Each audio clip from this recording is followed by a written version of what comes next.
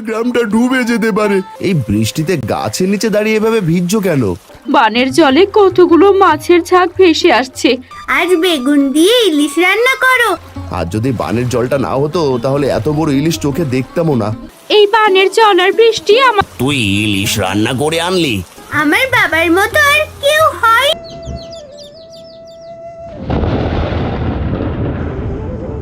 আজ মনে করেছিলাম কাঁথাটা সেলাই করে উঠবো, সেটা কেমন করে হবে? আকাশটা হঠাৎ এমন কালো মেঘে ঢেকে যাচ্ছে, বৃষ্টি এলো বলে।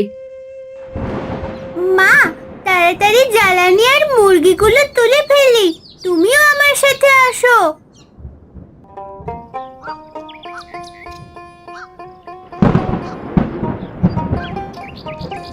এই রে, আকাশের অবস্থা ভালো নয়, তাড়াতাড়ি পা চালাই, নইলে শুকনো কাঠগুলো ভিজে যাবে।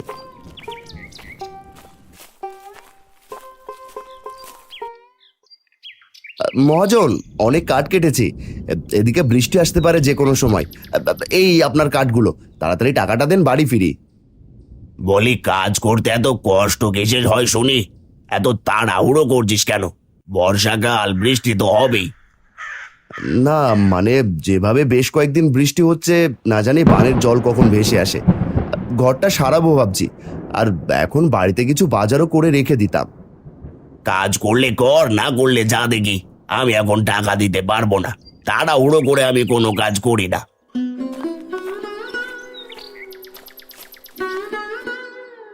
সে সারাদিন কাজ করে দুবেলা খাবার খাওয়ার জন্য। তুমি যদি টাকা না দাও তাহলে সে কেমন করে চলবে? হারানকে টাকাটা দিয়ে দাও গো। আরে, হারানের কাছে তো এমনিতেই টাকা পাবো। তুমি যখন বলছো ঠিক আছে গিন্নি, এই নে, আজকের টাকাটা রাখ। অনেক বড় উপকার হলো মহাজন, তবে এবেলা আমি আসি।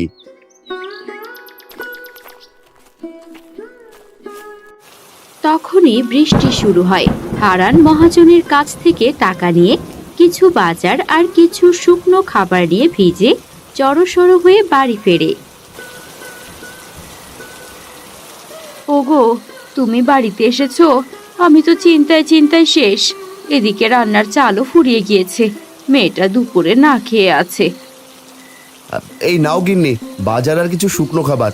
না জানি কখন বানের জল বাড়িতে চলে আসে, কাজ না করতে পারলে তো না খেয়ে থাকতে হবে, তাই এগুলো এনেছি। তুমি ভালো কাজ করেছো, আমি তাড়াতাড়ি রান্নাটা সেরে ফেলি। তিন্নি, আমাকে একটু সাহায্য করবি? আয় মা, তুমি কাপড়টা পাল্টে ফেলো, ভিজে একদম চুপসে গেছো।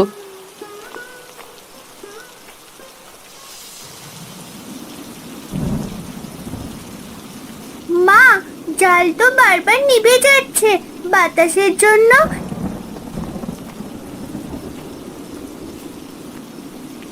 এই ঝড় বৃষ্টিতে যদি আমাদের বাড়ি ভেঙে যায়, তখন আমরা কি করব? কোথায় থাকবো? এমন কথা মুখেও আনিস না। দাঁড়া, রান্নাঘরের জানালায় চারিপাশ দিয়ে একটা কাপড় দিয়ে দেই, তাহলে রান্নাঘরে বাতাস কম আসবে।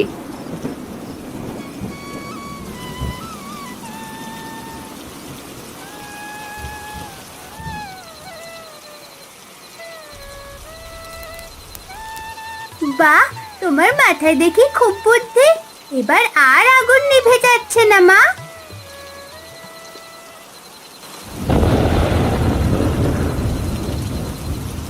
কি করি বলো দেখি, বৃষ্টির জল তো কমই হচ্ছে না, এদিকে বাড়িতে অল্প কিছু খাবার আছে।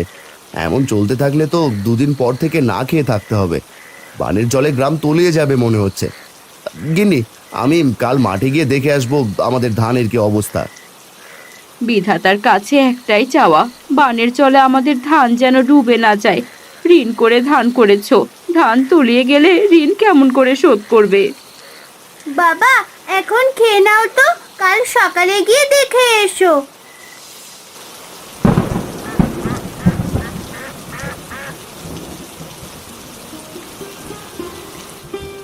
কি গো, বৃষ্টি তো কমছেই না দেখছি, এই বৃষ্টিতেই বেরোচ্ছ নাকি?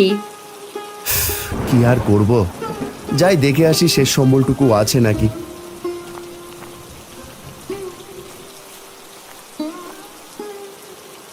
বাবা, এই নাও, ছাতাটা নিয়ে যাও, নয়তো বৃষ্টিতে ভিজে জ্বর করবে তুই ঠিকই বলেছিস। গিন্নি, তাহলে আমি গেলাম।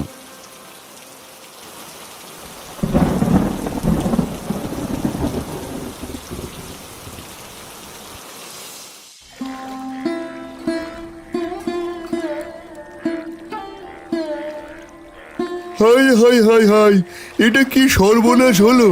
2 দিনের সমস্ত মাছ ডুবে গেল। কত কষ্টের ফসল সব যে শেষ হয়ে গেল। আরে বাপু, তুমি এমন করে কাঁদছো, মনে হচ্ছে তোমার একার ফসলই নষ্ট হয়েছে। সারা বছর কি খাবো সবাই? সকল তরি তরকারি, ধান পাট সব যে ডুবে গেছে। এবার সব জিনিসের দাম বেশি হবে। তোমাদের তো দিন ভালো কাটে, আমার যে সংসারই চলে না। আমি কেমন করে স্ত্রী সন্তানের মুখে ভাত জোটাবো বলো দেখি। কি আবার বৃষ্টি শুরু হচ্ছে? শুনলাম এবার বানের জলে গ্রামটা ডুবে যেতে পারে। তোমরা সবাই সাবধানে থেকো। কি বলছো তুমি ভাই? তাহলে তো গ্রাম থেকে সবাই চলে যাবে। আমাদের তো যাবার মতো তেমন কোনো জায়গাও নেই। তাহলে কি হবে? বৃষ্টি একটু কম হলে আমি শহরে আমার বোনের বাড়িতে চলে যাব। তোমরা এই গ্রামে পৌঁছে মরো বাপু। বৃষ্টি জোরে আসছে, আমি বাড়ি গেলাম। এই গরিবের কষ্ট তো কেউ বোঝে না। দেখলাম তোমার ভাই নতুন ঘর করেছে, তোমরা না হয় সেখানে গিয়ে থাকো হারান ভাই। আমি গেলাম গো। যে যার মতো বাড়িতে চলে যায়। হারান কিছুক্ষণ তার ডুবে যাওয়া ধানি জমির দিকে তাকিয়ে থাকে।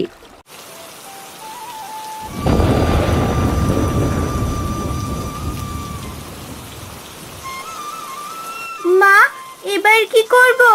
কোথায় থাকবো আমরা? আমাদের ঘরের ছাউনি তো ভেঙে গেছে, জল পড়ছে চাল দিয়ে। ভয় পাস না মা, আমি তো আছি। তোর বাবা এক্ষুনি চলে আসবে। আমরা ওই গাছটার নিচে যাই, চল।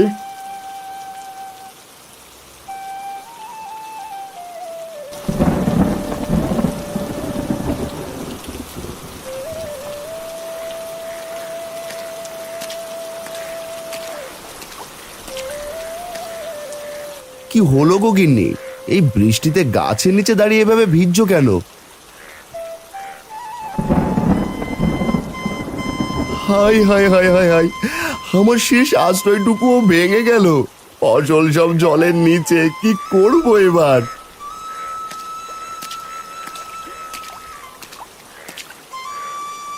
এই কি হয়েছে গো দাদা?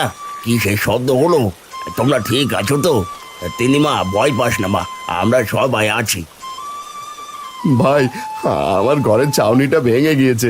তোদের ঘরটা তো কিছুদিন আগে সারিয়েছিস, বেশ শক্ত। আমাদের কিছুদিন জায়গা দিবি? না না, এটা কি বলছেন আপনি দাদা? 2 একের ভেতরে এমন চলতে থাকলে গ্রাম তলিয়ে যাবে। আমরা কোথায় থাকবো নিজেরাই জানি না। আমাদের বাড়িতে আপনাদের জায়গা দিতে পারবো না। গিন্নি ঠিক কথা বলেছে, আমাদের 2 রুম ঘর, আমি তোমাদের কোথায় জায়গা দেব? ভাই, ছোট মেয়েটার কথা ভেবে তোমার দাদা এমনটা বলছে। চিন্তা করো না, আমরা কোনো একটা ব্যবস্থা করে নেব। তোমরা ভিজো না, বাড়িতে ফিরে যাও। তুমি ঠিকই বলেছো ভাবি। ওগো চলো, মেয়েটা বাড়িতে একা আছে। তোমার দাদা বৌদি থাকার মতো ঠিক একটা ব্যবস্থা করে নেবে। ওগো, এবার আমরা কোথায় যাব? আমার অসময়ে তো নিজের ভাইও পাশে দাঁড়ালো না। বাবা, আমাদের তো অনেকগুলো কলা গাছ আছে। বানের জলে কলা গাছগুলো তো মারাই যাবে। আমরা বরং কলার পাতা আর গাছ দিয়ে আমাদের ঘরটা সারিয়ে নিই আপাতত। বাহ তিন্নি, তোর মাথায় দেখি খুব বুদ্ধি। ওগো, তুমি তাই করো, আর দেরি করো না। সবাই মিলে সাহায্য করলে তাড়াতাড়ি ঘরটা সারানো হয়ে যাবে। এই মুহূর্তে বৃষ্টির হাত থেকে বাঁচতে আমাদের এটাই করতে হবে। ঠিক আছে, আমি তবে তাই করছি। দেখো গিন্নি, এখানে দাঁড়ানো যাচ্ছে না, বানের স্রোতে ভেসে ঢুকছে। উঁচু জায়গায় গিয়ে দাঁড়াও, আমি কলা গাছ আর কলা পাতা কেটে কোনোভাবে ঘরটা সারিয়ে নিই। হারান বৃষ্টির মধ্যেই কলাপাতা আর গাছ কেটে আনে। এরপর চালে উঠে সুন্দর করে ছাউনি দেয় চারপাশে ঘিরে। বৃষ্টি একটু কমেছে, চালাটাও খুব সুন্দর আর মজবুত হয়েছে। বলি, এক পাশের বেড়া তো ভেঙে গেছে, মাটি দিয়ে ওই জায়গাটুকু উঁচু করি, আর মেঝেটাও। ঘর উঁচু হলে বানের জলে ঘরের ভেতরেও আর যাবে না। মা ঠিক কথা বলেছে, বানের জলে কত সাপ পোকামাকড় আছে, আমার তো ভয় করছে।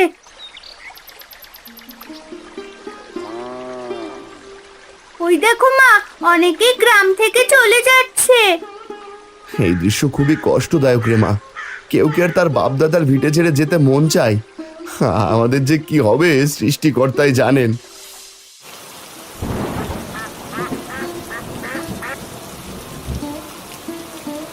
গিন্নি, ঘরে যে শুকনো খাবার ছিল সেটাও শেষ। আমি কলা গাছের বেলা দিয়ে মহাজনের বাড়ি যাচ্ছি। পথঘাট নদী নালা সব তো বানের জলে ডুবে গেছে। যেদিকে তাকাচ্ছি সেদিকে জল আর জল। কেউ তো কোনো সবজিও বিক্রি করছে না। দেখি মহাজন কোনো ব্যবস্থা করতে পারে কিনা। বাবা, সেই কোন সকালে খেয়েছি, যা করো তাড়াতাড়ি করো, আমার যে ক্ষুধা পেয়েছে। শান্ত হ মা, না জানি গ্রামের সবাই কেমন আছে। ওগো, তুমি সাবধানে যাও, যেভাবে পানির স্রোত আসছে। ভাগ্য ভালো তুমি সেদিন ঘরটা উঁচু করেছিলে আর আমি মাচা বানিয়েছিলাম, না হলে আমাদের ঘরে আজ পানি থাকতো।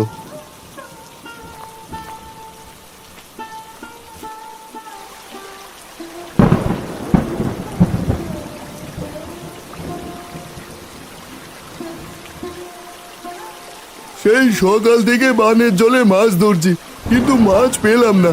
বাড়িতে সবাই না খেয়ে আছে, কি যে করব। এ কি ভাই, বানের জলে মাছ কেমন করে পাবো? সারা গ্রামে জল, মাছ না জানি কোথায় আছে। এই জলে মনে হয় না মাছ পাবো। তাহলে কি করব ভাই? কাছে যে টাকা ছিল তা শেষ। কোনো সবজি ডাল কিছুই তো পাওয়া যাচ্ছে না, সমস্ত ফসল জলে ভেসে গেছে।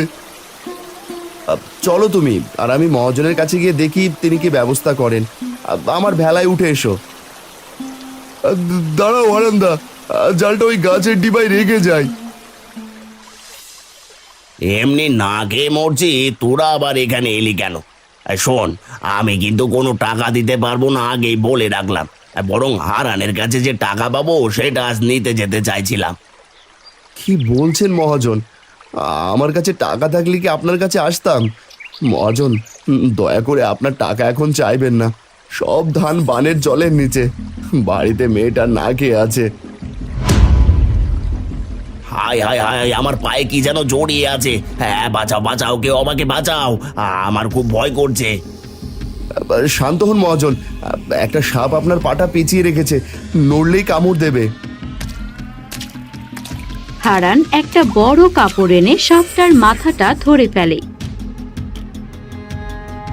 এই বানের জলে আমরা মানুষরা এমনিতেই বহু কষ্টে আছি, আমাদের মারিস না, চলে যা।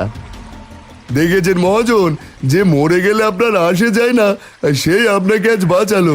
হারান ভাই, এখানে থেকে লাভ নেই, বাড়িতে সবাই না খেয়ে আছে। দেখি কোনো রকমে খাবার জোগাড় করতে পারি নাকি।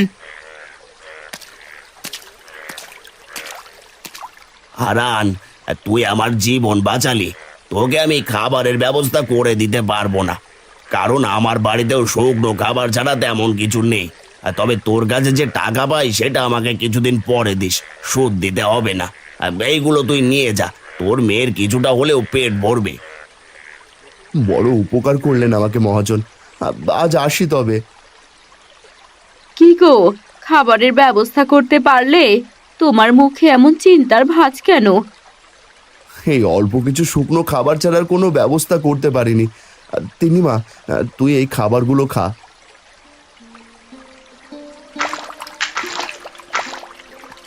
ওগো, ওই দেখো, বানের জলে কতগুলো মাছের ঝাঁক ভেসে আসছে।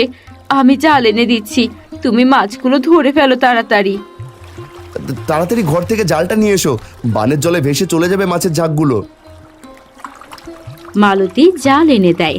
হারান ভেলাতেই দাঁড়িয়ে জাল ফেলে। জালে অনেকগুলো ইলিশ মাছ ওঠে। বাবা, এ তো অনেকগুলো ইলিশ মাছের ঝাঁক ছিল। বানের জলে নদী থেকে ভেসে এসেছে মনে হয়। এত বড় ইলিশ কতদিন খাইনি। এত বড় ইলিশ যে কখনো চোখে দেখবো সেটাও তো ভাবিনি। ওগো, ইলিশগুলো সব একটা বড় পাত্রে রাখতে হবে। দাঁড়াও, জাল থেকে মাছগুলো ছাড়িয়ে নি। গিন্নি, বড় পাত্র আনো ঘর থেকে।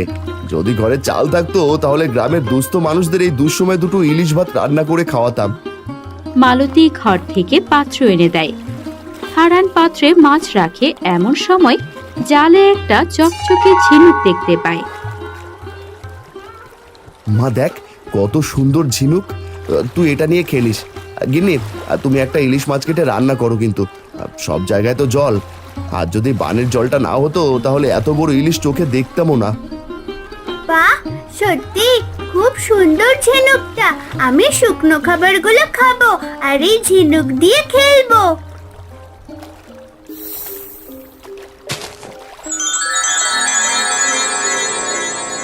ওগো, এত আলো কোথা থেকে আসছে? ওই তো ঝিনুক থেকে আসছে। কি আছে ওই ঝিনুকের ভেতরে?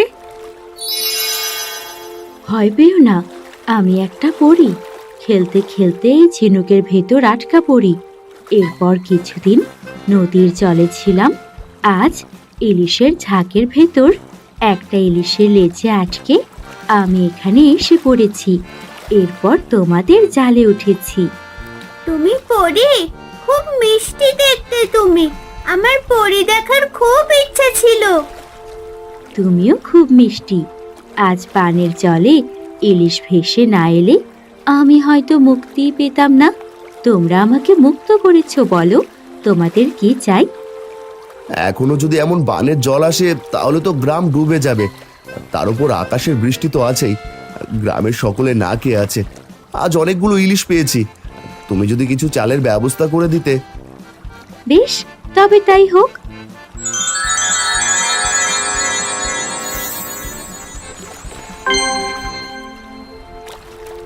এই হাড়ি থেকে যত চাউল নাও না কেন, এই হাড়ির চাউল শেষ হবে না। তুমি চাইলে এখান থেকে চাউল নিয়ে ব্যবসাও করতে পারবে, তবে সৎভাবে তোমাকে ব্যবসা করতে হবে। আর এই নৌকা দিয়েছি, যতদিন বানের জল থাকবে ততদিন সবাইকে খাবার দিয়ে তুমি সাহায্য করবে। বানে ভেসে আসা ইলিশ ঝাঁক ধরেছ, সেগুলো বহুদিন চলে যাবে। তুমি বড্ড উপকার করলে পরি। আমি আসি, তোমাদের কথা সারা জীবন মনে থাকবে। তুমি আবার এসো কিন্তু। তুমি অনেক ভালো গো। তুমি অনেক ভালো। বিদায়। ওগো, আমাকে তো অনেক মানুষের জন্য রান্না করতে হবে। কোথায় রান্না করি বলো দেখি? কলার ভেলা এখানে বেঁধে দিচ্ছি। কলার ভেলার উপরে চুলা বানিয়ে রান্না শুরু করো। আমি হাঁড়ি থেকে চাল নিয়ে ধুয়ে দিচ্ছি। বানের জলে ভেসে আসা ইলিশের ঝাঁক আমাদের ভাগ্য বদলে দিল।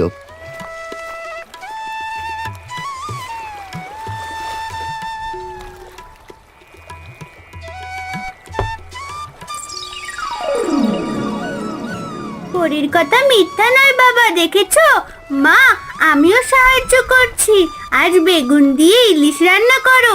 টাটকা ইলিশের সাথে বেগুন ভাজা বেশ জমবে।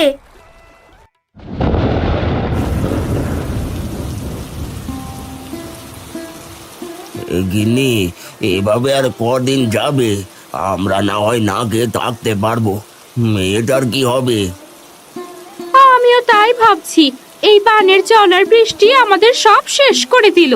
কোথাও যে বেরোবো তারও কোনো উপায় নেই। আসি গিন্নি, মাতিননি। চল, সবার প্রথমে তোর কাকাদের বাড়িতে যাই। না জানি তারা কেমন করে দিন কাটাচ্ছে। হাজার হলেও তো ভাই।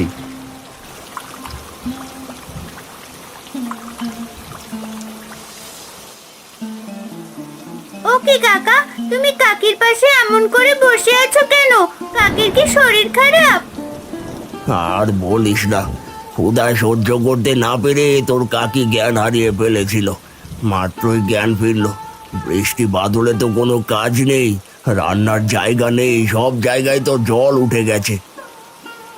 চিন্তা করিস না, বানের জলে ইলিশ ভেসে যাক, সেই ইলিশ ধরে তোদের রান্না করে এনেছি। তাড়াতাড়ি খেয়ে নে দেখি। আপনাদের কত অপমান করেছি, তবু অসময়ে পাশে এসে দাঁড়ালেন। আপনাদের কাছে চিরঋণী হয়ে রইলাম ভাই। খাবারটুকু না পেলে হয়তো আমরা মারাই যেতাম। এমন কথা বলো না ছোট বউ। আচ্ছা, আজ আসছি। চল মা, সময় মতো খাবার পাবে তোমরা। মা লাবণী খেয়ে নিস।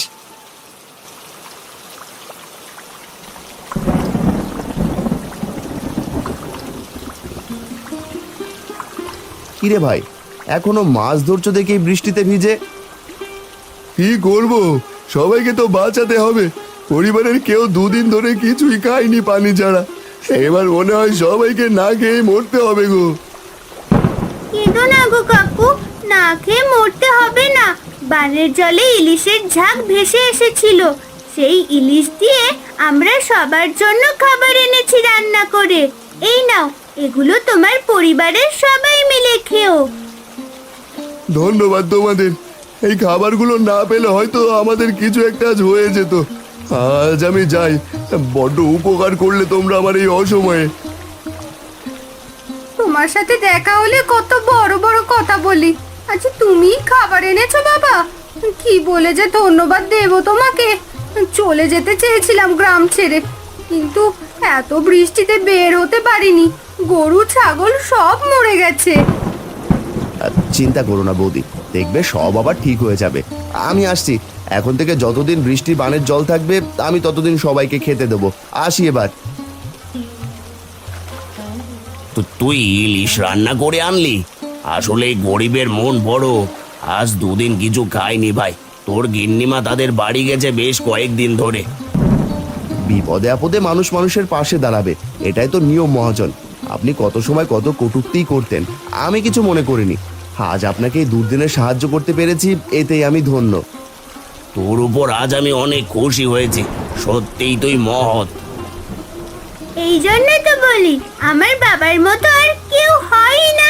আমার বাবা আমার হিরো। পাগলি মেয়ে আমার।